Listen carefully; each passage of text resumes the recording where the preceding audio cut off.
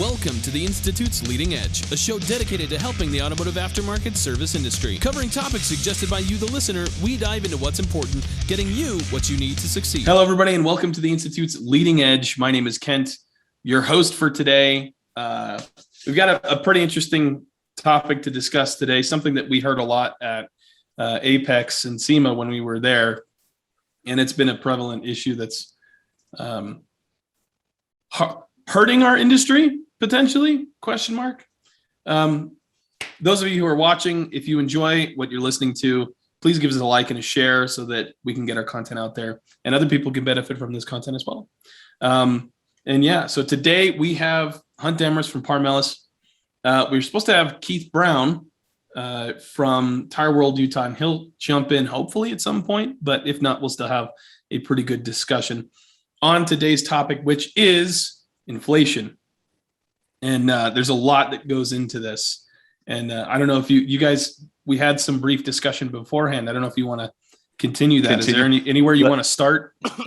Let me make a statement first. And I think at this point, inflation has not been damaging to our industry at this point. I think, in fact, the inflation coupled with some other things that are going on in the market, in the world, in our world, have actually been beneficial to the automotive service and repair industry. However, there'll come a point where the inflation is going to seriously affect all of us. And I think we're kind of seeing that. So, Hunt, you were talking about a statistic that you just read earlier. Why don't we pop that one out? We'll talk about, is there inflation or isn't there?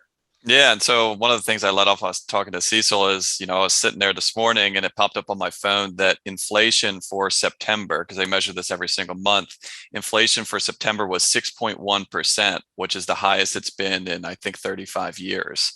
And so I was laughing. I was like, what a good topic to be discussing today, because it's really a hot thing. And like what Cecil was saying, this is not, we probably have not seen the peak of this yet. It's not like we're at 6.1 and it goes down. I don't see anything in the near term that would indicate anything of that sort. I think we'll see double digit. And then I wanted to ask you a question. You might know the answer to this. We had 5.5% or so in August. We had another 5% or so in the month prior to that.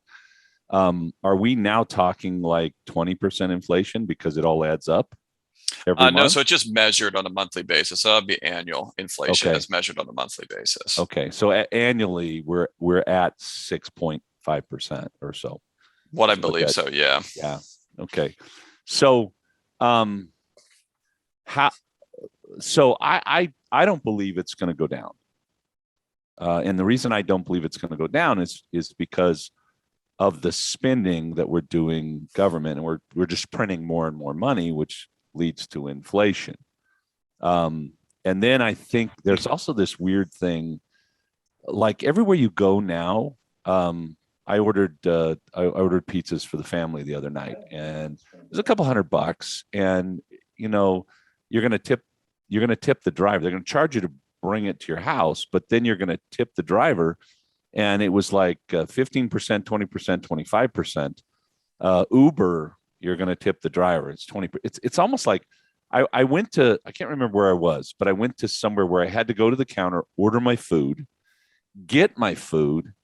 And when I went to put my credit card in to ring it up, it had 15% tip, 20% tip. In fact, it was Papa Murphy's Pizza, where I cook my own pizza, right? They'd even cook it. So now I'm paying the person to make my pizza that I'm going to take home and cook. And when I didn't choose one of those, because I was kind of like, I'm not a cheap guy. I tip really well. What I'd like to tip for is good service, but we don't even have that. It's just, it's almost like, give me another 20% on top of what you're already overpaying for.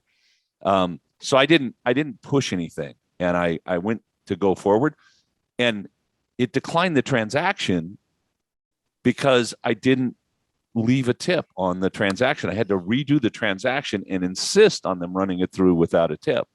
And, I get it. Here's a driver coming to my house. He doesn't get paid much by Uber or whoever by Grubhub. But why don't they pay him? Why am I the one, forking out an extra $30, $40 on top of what I'm already, this huge bill for pizza? And it seems like, so we have inflation. We know that prices are going up because we printed all this money and we've raised, minimum income. We've done a bunch of things in our country that creates inflation. It is what it is.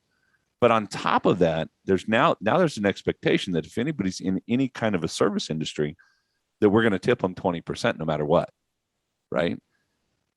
To me, that it's getting out of hand in a way. And now I'm thinking, oh, I'm just this old guy that's like, oh my God, oh my God, this whole world's gone crazy.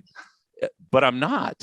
What the big companies have done is they've put the responsibility of paying their employees to their customers, and made it a moral quandary, right? Because the servers there, they're like, man, if you guys don't tip me, I don't make any money. To me, I'm like, then why the hell are you working there? But it's a legitimate issue, and what's happening is they're all raising their prices, and a lot of us are going, well, that's ridiculous. That's expensive. Instead of going, if they're raising their prices, I should probably raise my prices as well, because it's all relative. I have another idea. Why don't we lower what we pay our employees and then just add a 20% tip to when they come pick up their car, right? And so it's expected. Oh, we have a couple of shops that do tips. If you don't tip, you're a bad guy. You're a cheap old SOB, right? No, I think that's nuts. I think we need to raise our rates right now, and especially right now. But we'll be part of the problem. But we have to. The tricky part about that too is the idea behind the tips is, you're rewarding someone for good service. So, a tip still is something that need to be earned, where prices is not something that's earned. Hey, you know what? Like the example with the pizza. Hey, if you're paying $70 for the pizza and they get rid of the tips, they get rid of that model on it. They say, all right, Cecil, you're paying $90. Whether someone cussed at you, whether you got a pizza that was done wrong, you're now paying this. Versus the tip is like, hey, now you're incentivizing someone to do a good job, or else they don't get paid. I agree with that's the intention behind tipping, but that's not what's happening in our world today, right? I mean, I do a lot of Grubhub. My wife, she had a knee replaced. She's not cooking at night. I go home, I'm tired. If I don't want to cook, it's like, okay, let's call and get something in. And in comes the meal, and it's like if I go pick it up, if I go to the restaurant, the food is better most of the time. And I get I get everything.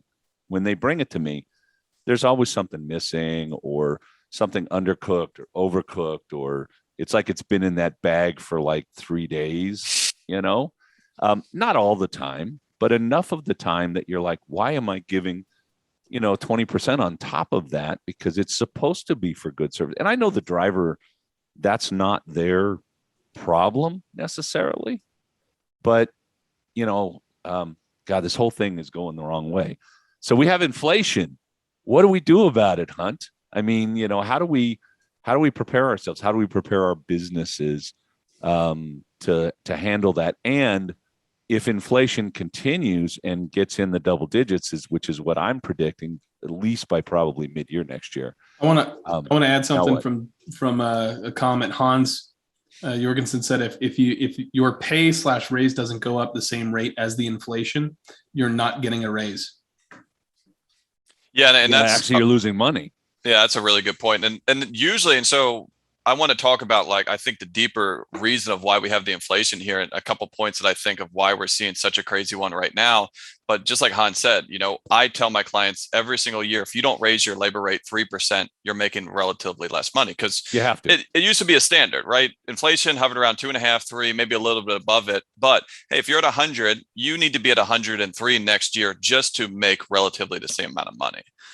Now that's out the window. Like, hey, if we're seeing what we're seeing now, maybe it's, hey, if you're at 100, you got to be at 106, 108 just to make the same amount of money. But I think that the thing that we're seeing right now is we have a really, really weird economy that's going on right now, right? There are so many indicators that say this is a terrible economy, but then it's also a great economy at the same time, right? Market is super high, real estate's super high, interest rates are really low. A ton of new businesses opening up, doing IPOs. There's a lot of people making a lot of money, and people have a lot of money in their pocket, whether it's the government printing money, specific spending programs. For the most part, there's obviously been people that have been negatively affected by this whole thing that's going on there, but there's a lot of people that have made out like bandits. And then I think also what we're seeing here is in the past, when prices went up, there was no other reason other than the prices were going up, right? But now we have one big excuse, which is COVID, which is also tied directly into supply chain. One of the more famous ones that came out early in this is the lumber prices, right? Lumber prices went up 350%. And they, blamed it on tariffs at the border, supply chain issues, all kinds of stuff. But what they found out is that lumber, for how crazy the real estate market was, lumber, there was no price elasticity to that, right? People were like, okay, it is what it is. I'm still buying it. And so that's one of the big things that we're seeing. Gas prices are going up. Hey, more or less, you're going to have to put in gas no matter if it's $4 or $2 a gallon, right? Cost of meat. What other things? Some of the other more discretionary things, I don't think we've seen gone up as much. But for the most part, if people are still buying it just as fast, then you have a lot of people in this market that are saying, well, hey, why don't we just raise our prices? It hasn't slowed down. And I think that that's circling back to what Kent was saying here of what we need to be looking at as a shop owner, right? How many people are sitting here watching this webinar right now thinking to myself, I have more work than I know what to do with, right? How many shops most of the shops that I'm working with are, don't get me wrong, everybody will have a down week or a down month, but most of the shops that I'm working with, they're booked out 3 weeks or more. And whether they raise their price or not, they're still going to be booked out 3 weeks. It doesn't change that for most of the shops. Yeah. And I think that that's something that people need to look at is obviously pricing is dictated by supply and demand, right? If you have a huge demand, you have a limited amount of supply. I think that the biggest thing right now is people are like, I need another technician. That's the reoccurring theme here. I have too much work. I don't have the capacity to fill it. I'm booked 2-3 weeks out. Well, if that's the case, if you can't get a technician, which is kind of the case right now, it's very, I have some shops that they run an ad and they get a tech. And then they're not happy with that guy. They run another ad, they get another tech. But I also have some shops that have been running ads for 6 months and they literally have had nobody that's qualified. And it's not like they're being overly picky. They just, someone calls and it's like, okay, what experience you had? Well, I worked on my car in my garage a couple of times, and so, the number was 75,000, that there were we had a lack of 75,000 techs or whatever, we didn't have 75,000 we needed. We were bringing about 75,000 in a year, but most of those were not staying. Again, I think that has to do with 2 things. Number one, pay. We're not starting people out at a reasonable wage, and we expect them to. Even if you just in your area, just a good practice to do is just to Google what the minimum median cost of living, the median cost of living in your area, just to see if you're above or below that. If you're not on it or above, then the likelihood of you getting a good technician to work in your business is slim to none. So we have this, we're not paying them enough, so they're not staying. And then we have another thing, and I don't think that there's a good training process in most shops. So the guy's coming in, he's being given things that are maybe over his head, and then he's being held accountable for them when he hasn't really been trained properly to get to that point. And, when I started out years and years and years ago, when I first started out, I didn't even know what a oil cap was. And, the first time I went to do an oil change, my dad showed me, take the oil filter off, do this, do that. And I put the oil filter back on. And of course I covered the O-ring with oil because that's how you do it. And I tightened it exactly, half a turn and, all the stuff he told me. And then I opened the hood and I was like, okay, where do you put the oil? I didn't even know. And it took me 2 years to be what I would call a competent B tech, and probably 4 to 5 years to be an A tech. All right. But we're hiring these people I just talked to a shop that they just hired a guy, like not even an oil change guy or whatever, like $10 an hour. And I'm like, go give that guy a raise right now. I mean, because you first of all, who are you going to get for $10 an hour? What's their capacity? And then who's going to stay for $10 an hour? I mean, I can go to one of my sons, could go to McDonald's and get a job for $16 an hour flipping burgers. I mean, a lot easier work too. Yeah. It's looking a little tempting. Not going to lie. Some days, not this one. He can't go to McDonald's. I need him here. But I think that's one of the major issues with this whole thing is we don't have the techs. And so there is a demand, right? The supply is not there. You want to talk about putting, fuel on the fire. We had a big issue with attracting technicians before all this stuff happened. Yeah. And now that problem is 10 times exacerbated because we now are not accommodating for the increase with the inflation. I mean, what I would say is if you're a shop right now, you should raise your rates. You should raise it by that percentage of inflation and just move that straight over to increase your tech pay. Right? Don't take any profit, just load it straight in because their cost of living is going to go up.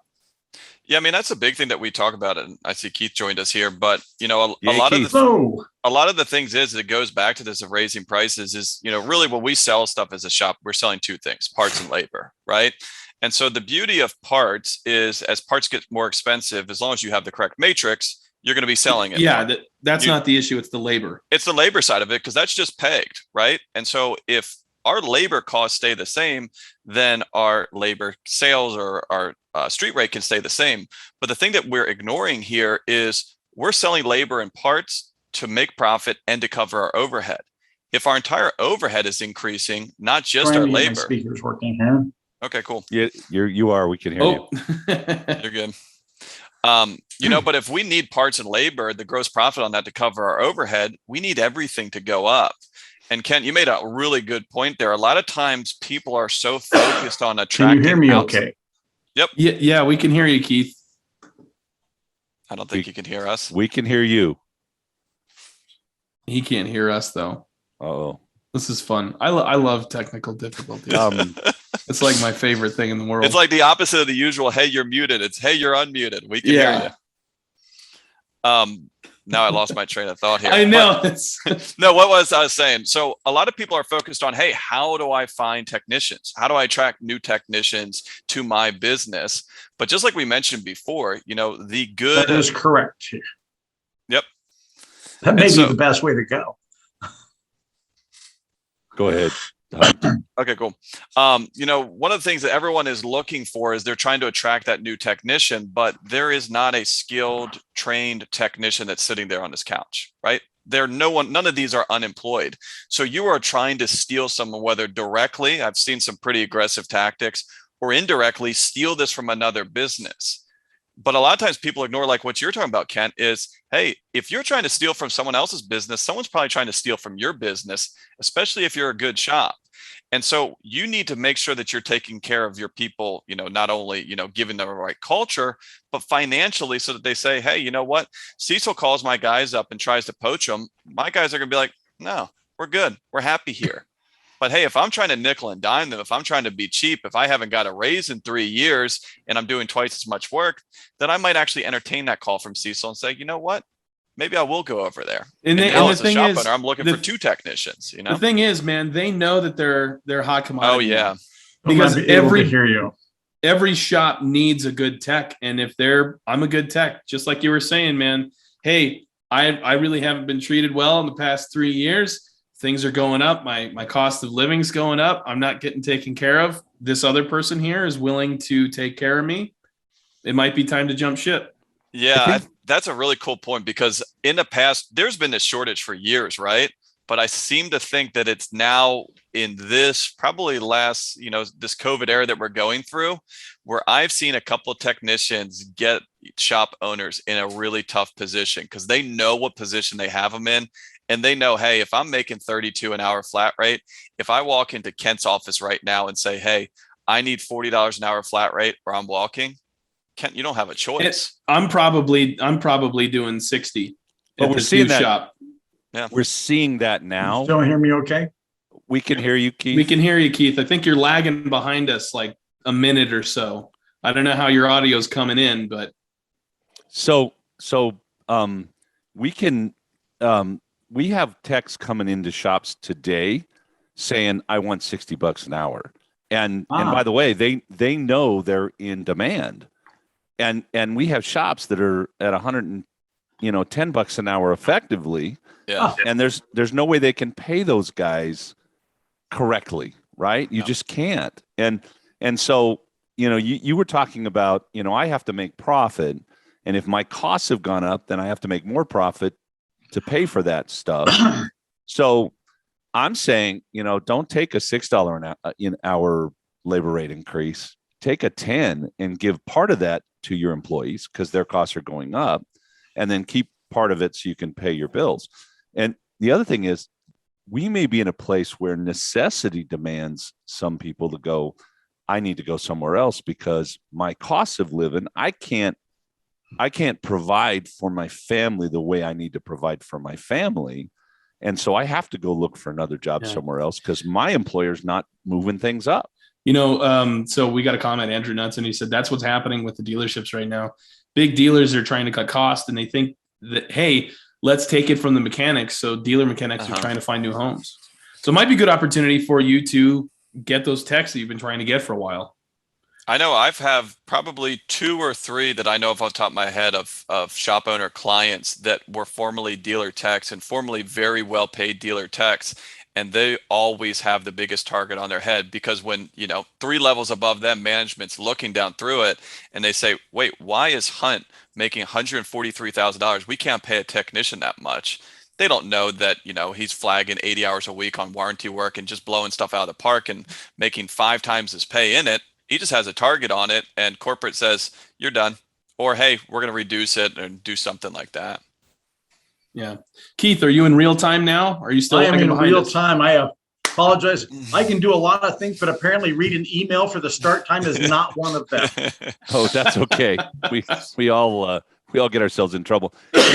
And I thought being about inflation and a tire guy, I was the natural for this. Then I figured out you weren't talking about tire inflation. So we're good to go now. Tire inflation. That's a dad Cue the joke. music, Kent. Boo. It's a dad joke, That's a dad. That qualifies as a dad joke. So just so you know. So Keith, you got to lower your hand because I don't know how to do it. But you don't have to. You can keep it up there if you want. He's just waving. He's not raising. There's He's a thing just here saying that hi. says Yeah. Lower hand. That should be that good. There you go. Wonderful. All right. We're all back. God on dang, track we're on the now. page. All Well, right, I now put the hand up there so you could slap me for being late. well, I'll do that later. Okay. Off air. Yeah. So we have this inflation. Let's talk a little bit about do the indicators. I mean, we're being told that inflation's a good thing by some people, which I think, holy crap. Hey man, it's an excuse for me to raise my prices and make a little more profit. I don't think we're making more profit. I think by the time we pay for gas in our trucks and everything else that's going up, and that extra 20% that I seem to have to pay everybody that does anything for me anymore, I'm not making more profit, right? I think that there's an area that you could. I mean, Right. Like, let's go back to the wood industry, right? The cost of lumber. Do you really think that their costs went up 300% for them to justify a 300% price increase? No way. Like there's a couple of levels to that, right? Yeah. But there's some truth to be told on, hey, you know what? Inflation is the hottest topic right now, right? Everyone knows inflation is going up, but a lot of people, it's an abstract thing. And so they're taking advantage of that naivety. Yeah. Or blaming Trump or blaming Biden. Hey, you know what? I had to, I'm just covering my cost. They're not looking at your bottom line profit. Yeah. But so much of this is mandated and then you've got several different types of inflation. You've got supply and demand right now. Supply is demand is up and supply is short, so that it's going to drive prices up. Transportation costs, a container of tires costs me almost $5,000 more now just to get it from port to my shop. And then you have the mandated inflation. That is, the government says, okay, they're going to tax corporations. Well, corporations just pass that on to the end user. I mean, we're a conduit. In business, we are a conduit. Well, the thing is, we're the ones who think that that's where the responsibility lies. It's not. We need to. We're businesses. Who pays for our business? Our customers. If our costs go up, who has to pay for that? That's right. Our customers. Why would you penalize yourself? That's right. And if you're not profitable to a certain degree, then your business is not safe. And if you're not safe, anything can happen and it can take you out of the water. Yeah. So you have a responsibility not just to yourself, but to your employees and your customers to be where you need to be. Absolutely. We got another comment. John Kephart said, plan on paying well, and there isn't much room for mediocre performers. Give them everything they need to make it work and get out of their way. At that point, if their quantity, quality, and attitude align with the business, cool. If not, make a plan. No easy answers these days, it seems. Thank you for the question. By the way, if anybody else is out there watching and want to ask the panel some questions, we'd love to have them. Just post them in the chat. So we were at Apex recently last week, and I was on a panel and a podcast, and they said, well, how much should our labor rates be? And I was like, $238 an hour. If we went up from inflation from 1980. Yeah. I took a shop in 1980 that I had, and I ran, and I increased the price by 3% every year to 2001, and it was $238. I mean, it's not that difficult. And one of the problems we've had as an industry is undercharging. I think that is at least in part a problem with our technician shortage. 100%.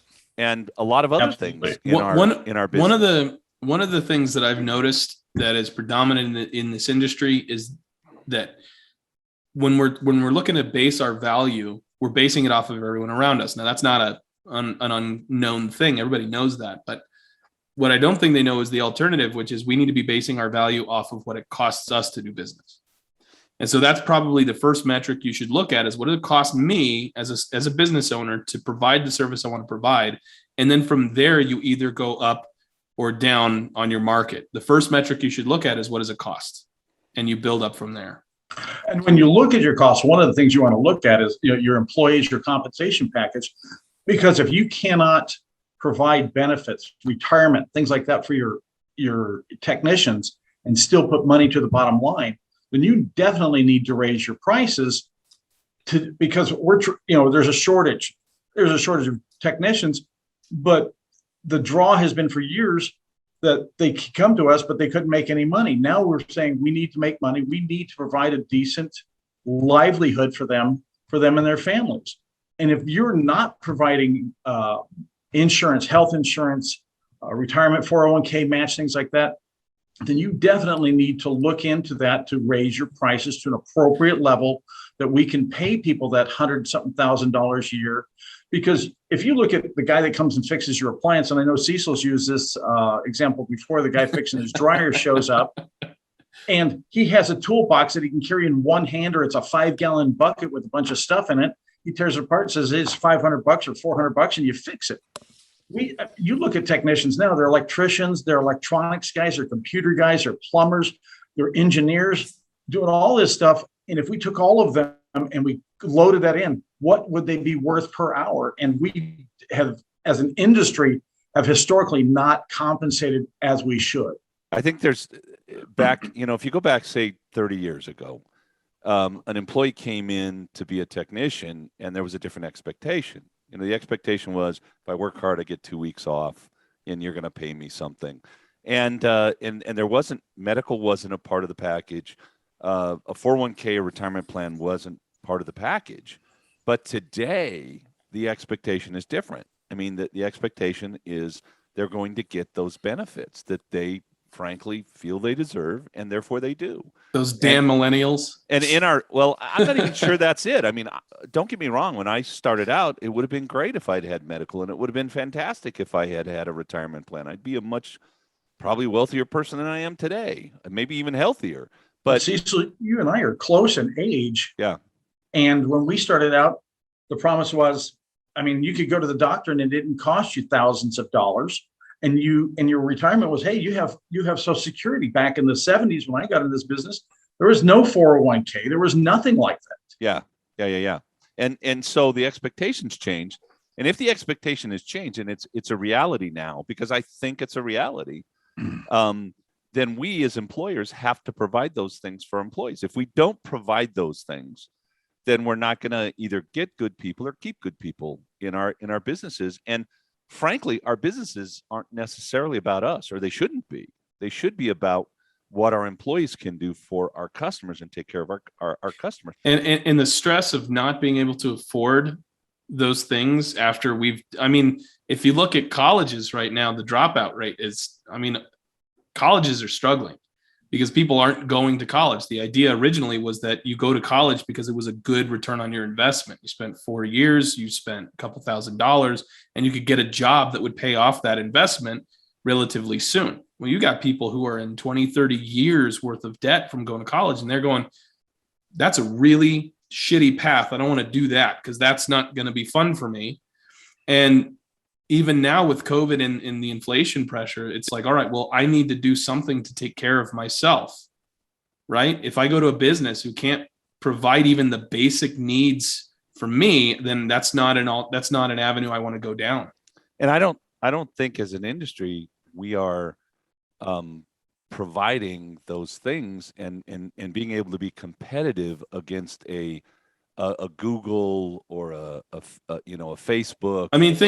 Think about this, okay? If I'm somebody who's looking at this and go, well, I don't want to go to college because there's nothing really there for me, and I'm good with my hands, and I'm thinking about prospective, careers that I could have. I could be a plumber. I could be an electrician. I could be a contractor. I could do that, and I could get an apprenticeship. And what is my return on investment depending on which way I go? If I'm an electrician, I'm going to make $80,000 as soon as I get my certifications. In fact, maybe even $100,000 or more. Welding, $100,000, $120,000, and it's less work. I can get to it quicker, right? And then, maybe I can work on cars.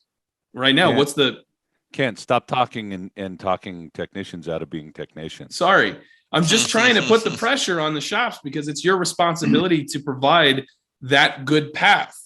Right? If I can go to a shop and work and make $120,000, there's a guy down the street that's $25 cheaper than we are now. We're already the highest guy in town, and we can't raise our rates because our customers will leave us and they won't love us anymore.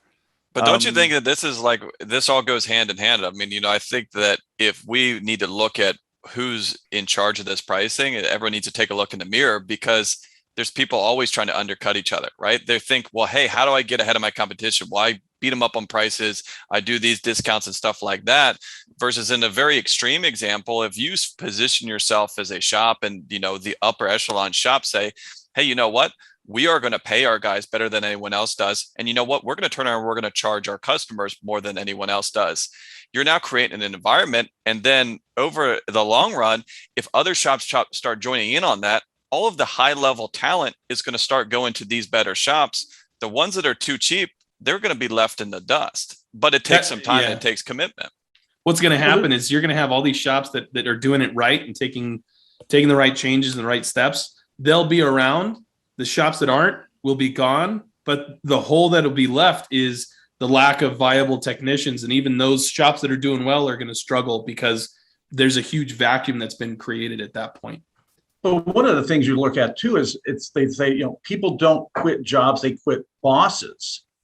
If we are providing a good work environment, a good culture for them, providing them a good income, and then on top of that, giving them usable hours. I mean, I worked for a company before I came here at Tire World, and we were open. They were going to 7 days a week. Now, if I'm a highly trained technician, why would I do that?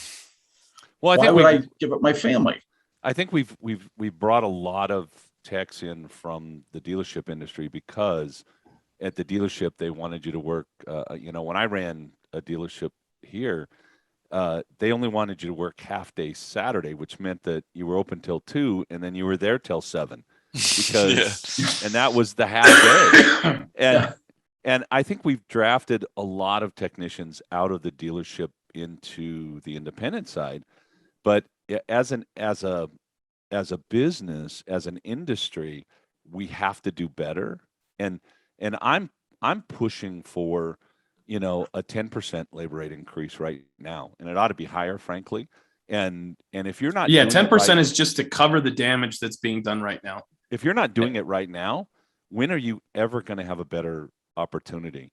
And you know what? We don't know how long this is going to last. We're in unprecedented waters. So Keith, you and I, we go back a lot longer than these young guys. That's right. When I was a kid, and I mean a kid 16, 17, 15, whatever, I would take a quarter down to the local gas station, fill up a gallon of gas, and get a candy bar, and go home and mow the lawn. And so, the prices have increased on a lot of things. When have we seen prices come down? Okay. They don't. Well, housing, we saw that dip in 2008, 2009, 2010. But now it came back, 10 times stronger. My house is worth double what it was worth in 2007 today. And to me, that's kind of insanity, right? So prices aren't coming down. This is not going away. At the very least, we probably have another 2 or 3 years of inflation. And it has to do literally with who we have in charge of our government and the policies and things that happen there. A lot of people don't know this, but one of the problems with the supply chain is in California, they passed some new laws for truckers that you couldn't be an independent. You had to be a part of a union and have a certain kind of insurance through the union in order to pull things out, off the docks. And so since the number I heard was like 70% of the truckers are independents, we lost 70% of the truckers that could go to the dock and move that stuff in boom. And nobody thought of that. This idea that we're going to tax corporations because the corporations are the big evil guys. Who doesn't understand that most small businesses are corporations? Okay, let's just tax C corporations. Or when we talk about corporations, we're talking about you and me and most automotive shops, because we're either an LLC or an S corp in most cases. I'm not a big evil guy. I'm a guy, just trying to make a living and trying to change the world. It's the people in charge. They don't fully understand the economy of it all. They can't. There's no way that they can. And I don't care who's in charge. It's been screwed up for a long time, and it continues to be screwed up. The end consumer pays for everything. They're going to tax corporations. I don't know of any corporations that have gone bankrupt because they raise their tax liability. It becomes a cost of sales. They add it in. And so as a consumer, we end up paying that. The smart guys add it in. Yeah. I mean, no, and it's crazy how they think we can tax these guys. We end up paying for it. They're still going to make their money. They're still going to grow their business. They're going to do those things. The cost of fuel goes up. The cost of groceries goes up. I mean, we've had 3 major price increases on tires this year, plus the shortages. Yeah. And I've had 2 labor increases that I've done just to be able to create a compensation program to try and lure other people to come work for me. It hasn't worked yet. Maybe I got to go higher. But these are all the things they have to understand. The end consumer pays for everything. It doesn't matter if it's a tax, it's a fee, it's an anything. I mean, in the new infrastructure bill, they have now that the car manufacturers have to create something in the car to stop drunk driving and to make it where parents don't forget about their children in the backseat on hot summer days. Okay, who's going to pay for that? Manufacturers will find a way to do it technologically, and it'll go into the cost of everything. Yeah. Well, that's the thing. I mean, just think about look at, if you want to use cars as an example, I mean, look at the truck sector, right? Used to be able to get a decent, half-ton truck and $30,000, $40,000. you can't even like sniff it for that much now. But as they're raising these prices, what are they doing? People are still buying it. And then there was a little bit of pushback, or these are getting too expensive. So now, you know what they did? They said, well, you know what? Why don't we push this financing out? We'll do 94-month financing, some crazy So things. So it'll be man. cheap, right? You're only paying because people just care about what $800 a month for the what do you want your life. payment to be? What do you want your payment to be, Cecil? And so that's the thing on here. Just like you said, these prices aren't going down until people stop buying it. And we're in such a consumer, economy right now, is that people are going to keep on buying it and keep on buying it. Like the thing with lumber, like we saw the massive spike in lumber, it's up 300%. It came back down, but they're never going to go back down to what the prices were before. No. It only people came keep down. on buying it. It went up 300% and it came down 100%. Exactly. They're like, we've lowered our prices. The 2x4s I used to pay $2, $2.84 are now $7, right? But they're not 11. So exactly. That's okay, right? And we'll see the same thing, because some of this stuff is I think meat costs have went up 80%, right? And so when we see it stay at 80%, no, maybe it'll stay at 40% or 60% increase, but it's never going to go back the same way. And if we're looking at a shop, the same exact thing. Hey, that water pump that was 100 that is now 200, it might not even ever go down below 200, because a lot of this stuff is, I have it, you need it, so this is what it costs now. Isn't it like jewelry sales where they say it's $1,000 ring, we're marking it 50% off? The cost was the same. They just got everybody, we're going to save so much money. Yeah. And they're doing that to us. They mark the prices up. We squeal. We adjust our incomes, our labor rates and everything else. And then everybody goes, okay, now we can afford to pay more. Yeah. And so it mitigates itself through the process. You're not earning more because your money buys less than it bought. Even though you have more money, it buys less than it bought yesterday. I have to interrupt. If you guys are looking to raise your rates and are curious of how to run a better business and actually provide the value that people will pay for so that you can hire the best techs, why not check out some of the classes and workshops that we have listed on our website, wearetheinstitute.com. We're partnering with the Napa BDG right now. So we actually have some courses on there that we're doing in tandem with them. And by the way, it's open to everybody. So you don't have to be part of the Napa BDG to join those classes. You can check them out at wearetheinstitute.com/events. We've got them listed there. And hey, if you want to have a chat with us about our other services, I know that our group program actually gets free seats in all of our workshops that we do throughout the year. So maybe come and talk to us about that program. But let's get back to it. So what should we be focused on, guys, as an industry? What's the deal? What do we do? How do we manage this? We have to get rid of some of our phobias, I think, as an industry. And it's not everybody. Not every shop owner feels this way, but there are enough shop owners that feel like making a profit is a bad thing. That has to go away. I mean, business is about profit. And I'm not Gordon Gekko up here saying, go rape everybody that you can rape and get as much money as you can. Why did you use that?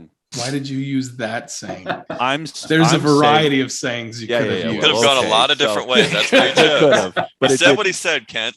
I'm saying that you determine what your profit should be, what you feel is fair, and then that's what you go earn, and you price yourself accordingly to whatever people expect you to make a profit, right? And profit is your income. That's what you take home. Well, and I think the thing that people forget too is that if they really sat down, you got to be at a certain level shop to do this exercise. But if you sit down with your customers and you say, hey, what is the reason you come to my shop versus the multitude of other shops that we have in the area? Very few of them, if any, are going to say price. If they do, then that's a red flag and you need to raise your prices. But you're already not the cheapest guy in town. If you're listening to this, you're probably already one of the most expensive guys in town. But people are coming there for value, right? People are coming there because they've never been called and said, hey, come pick up your car. We can't figure this out. They've never been stranded because you're doing shoddy work or putting on subpar, pieces of parts on the vehicle, and so be proud of that, right? You're delivering a great value, delivering a great service. Now let's get paid for it. The other thing that has to go away that's industry wide, and it's not every shop, but it's enough, is that we have real value. So if I did charge, $250 an hour, that's kind of where we ought to be, even though we're not. And just because I didn't go get a 4-year degree or an internship and 2 more years of college or whatever, I still have value, because what I needed to learn and what I need to do, not everyone can do. And it's only going to get worse. I want to interject here, because if that is an issue and you go, well, I don't know that it's worth the value of it, raising your prices and having that resource increase, you can use that resource to provide more value for your customers. Things like loaner vehicles, things like, you can use that to stimulate your value so that you can justify the price you're trying to charge. You're sometimes saying, hey, you put the cart before the horse. Like, hey, sometimes you might not be driving the value because you can't afford it. Well, you're never going to be able to do it. You can't afford it if you don't charge for it. Yeah. Well, the other thing that we have is, for the longest time, and I know, Cecil, when we were coming up, the guy down the street was your competition, and we're not each other's competition. We're all in the same industry. You don't go to the hospital or thing and find doctors undercutting each other. You don't see dentists doing it, but yet as an industry, we have those people that go out there and says, well, I can do this for X amount of dollars and do it for less, but they're not providing the value proposition that we should to our consumers as professionals. If we're going to be in the business, be the professional that you want to be, and create that value and charge accordingly.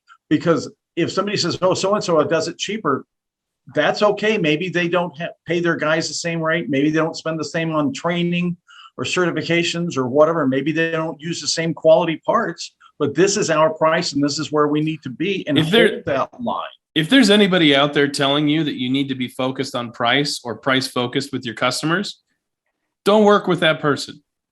Absolutely. Don't do it. There are some, there's some inherent thought process issues that we have in our industry, and one of the biggest issues, I think, is that we're a fragmented industry. Why do doctors not undercut each other? Well, they have the AMA. They're a part of that. They support it. They have to. They can't even get a license to practice medicine if they're not a part of that.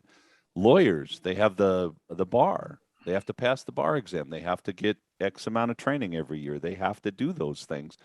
And so a lawyer, comes out and says, I'm charging $400 an hour. And if he's a good lawyer, you're like, okay, great. Here you go. Whatever it takes. We, in our industry, the largest associations we have maybe 3,000, 3,500 members, and we have over 200,000 shops. We need, frankly, there are some bad things that could come with an association. Oh, you want to control me? You want to control my business? No, we don't. We want to get together and say to ourselves, what does professional look like in our industry, and how do we quantify that and qualify that for the consumer out there, so that we can be professionals, charge like professionals, and act like professionals as an industry. Don't you think we'll see some of that with just attrition, though? I mean, the way that this industry is going and the kind of cost it takes to operate a business, don't you think that at some point, some of these lower level, trying to undercut everyone, aren't they going to put themselves out of business at some point? Because it's like, hey, if you're not making a profit, you don't know how to do this stuff. You're not going to the training. You can't afford to buy this new equipment. So, I started 40 years ago, 41 in this industry. And 41 years ago, I thought to myself, some of these guys are going to be out of business. And hopefully, I thought, in 10 years, by 2008, by 1985, we're going to get rid of some of these guys. By 1990, by 1995, by 2000, they're still here. Oh God, well, they're not, but they got replaced with some of the same guys. Mm-hmm. How do I put it without sounding racist? Because I'm not racist, but there are. Where's this going? There are people that come into our industry and they work with no license, no workers' comp, no anything. And they're there, and you see them in your community, and they have cars in their shops, right? Because they're $60 an hour, and they work hard, and they work hard. They're hardworking people, and I don't want to take that away at all, but they only make enough to survive, right? They're not making a profit. They're surviving because they're working 80 hours a week. I mean, hell, my dad did that for most of his career. You know, There might work be 80 some people hours a week listening and survive. Or thinking they that's them. Or they And- operate out of their home garage or storage facilities. That seems to be a popular place of putting a garage up. And hell, if you're a technician who thinks, oh, I could do this cheaper, and you're going to go start your own business and do it cheaper, you're not going to have a business. It's going to be you're going to do all the work. You're going to work really hard. You're not going to make any money. But it even goes kind of even forward from there, because, you know, here we are, we have the Coalition of Automotive Management Professionals, a bunch of coaches and consultants sitting around in a room at Apex talking about the industry. And our biggest concern, frankly, is that there's about 70 to 80% of the industry that don't participate in education, training, etc. I mean, they're not in the conversation. They get by because they get by. And they're the ones, frankly, that are holding the industry back instead of driving the industry forward. And so we stress so much to our technicians. I'm sorry. We stress so much to the technicians to get trained. And yet we ourselves as owners and managers haven't done it. I mean, one of the best things that's happened to my business and to myself is becoming associated with you, Cecil, and the Institute.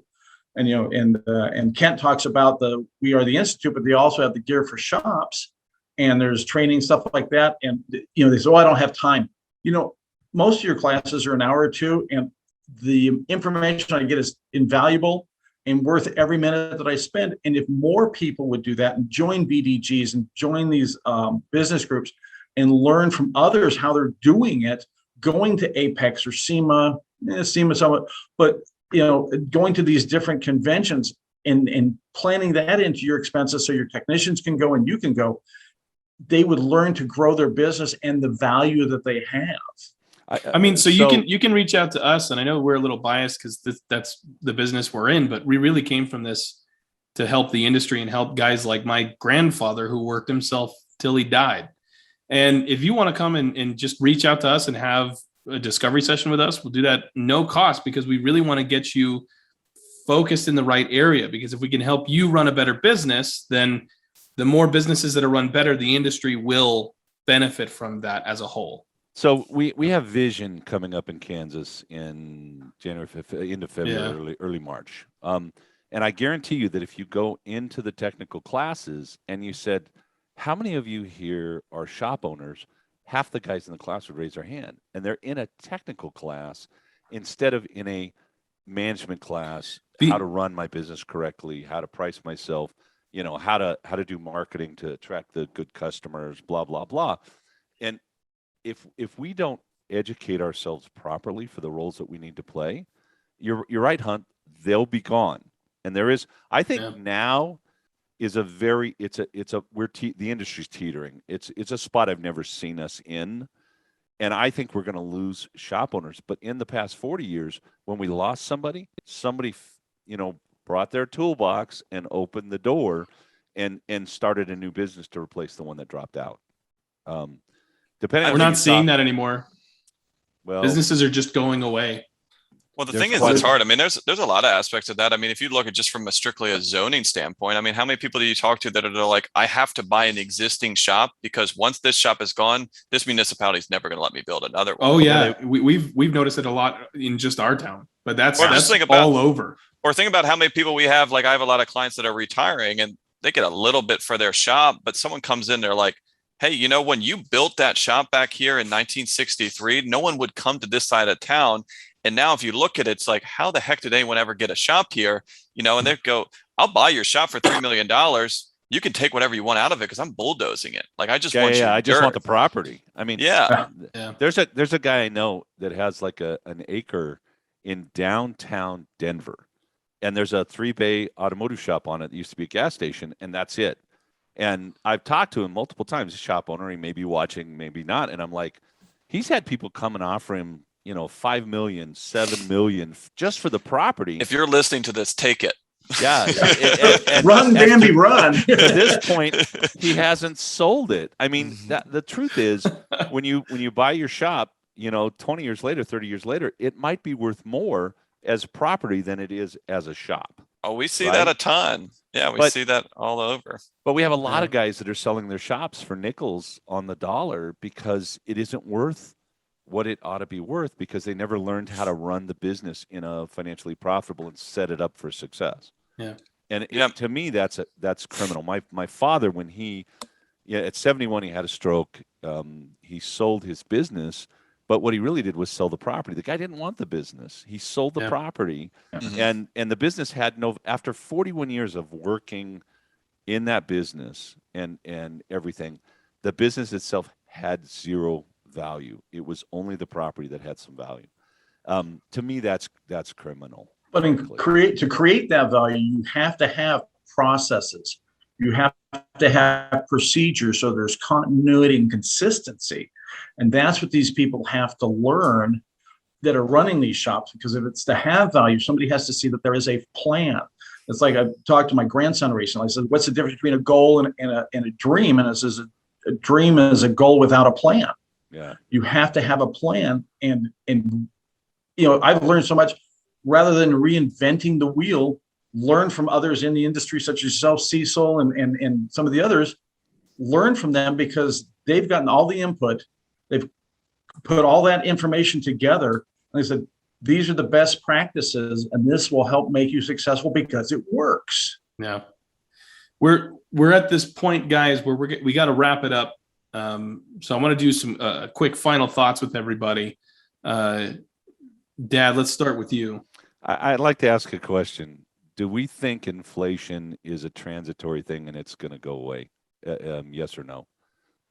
No. Hunt? No. I don't think so. Like I said, we could be like this, but all the stuff that's got done, we've said this long ago, even we're on other ones. Hey, all the stuff that we're doing, all the stuff that we're spending, there's no free lunch. And now people are starting to realize what that means with tax rates, inflation. And I think there's only one way to pay for it. Even during Obama and during Trump, inflation was kept down artificially by the Fed because they kept interest rates down, et cetera. And so we at some point the piper has to be paid, and we're there.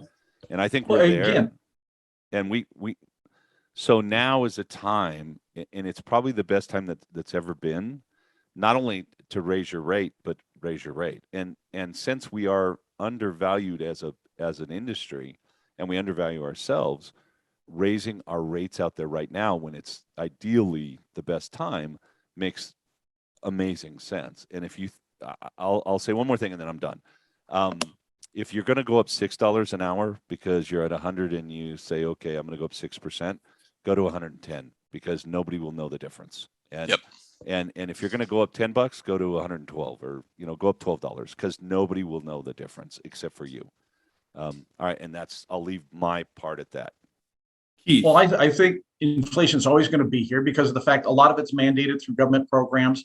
When they're talking about sending another stimulus check out, it's our money. We're going to have to repay it. So we might as well just don't give it to me. Do something else. The infrastructure bill is coming out. That's going to be more money that we have to pay. As shop owners, we need to look at our costs, make sure that our pricing matrix is set up so that we maintain our margins. We're going to collect more dollars because if it costs $50 and you sell it for 100, now it costs you $75, you sell it for 150. You get 25 more dollars, but your expenses have gone up. You need to maintain those. And where we fall into the trap is not working on our business, but working in our business, and then not looking at our pricing matrix and our our packages. Because your cost has gone up, but if you haven't raised your package prices on certain things, you're losing money. You're going backwards. And there may be some percentage of your clients that aren't willing or will not pay that money, but you don't want those because if you can't make a profit, you shouldn't be doing business with those people. So So I think that the biggest thing is timing on all this, right? We talk about this is what you need to do. And I know a lot of people are sitting here probably thinking, all right, January 1st, I'm going to roll this out. But use Cecil's example. All right, if you want to go up $6, go up $10. If you're a pretty small shop and you're cranking out 100 hours of labor in a week, that $10 increase, if you don't do it next week, just costs you $1,000. That's massive. And the same flip side on that is this is, kind of the kick in the butt to do this now, which I have a talk sometimes with my clients on it. But this is also a reason why this shouldn't be an annual look at. If you raise it $10 now at the end of the year, I'm now going to make $10 an hour more from here going forward. Versus if I raise it $2.50 every 3 months for the last 12 months preceding this, I'm making more money for all of those 12 months going forward. So instead of having that shock, why don't we just consistently do this? The good shops out there are raising their prices on a monthly or quarterly basis. Because What they're does your internet company do? What does Netflix do? Like, come on, people.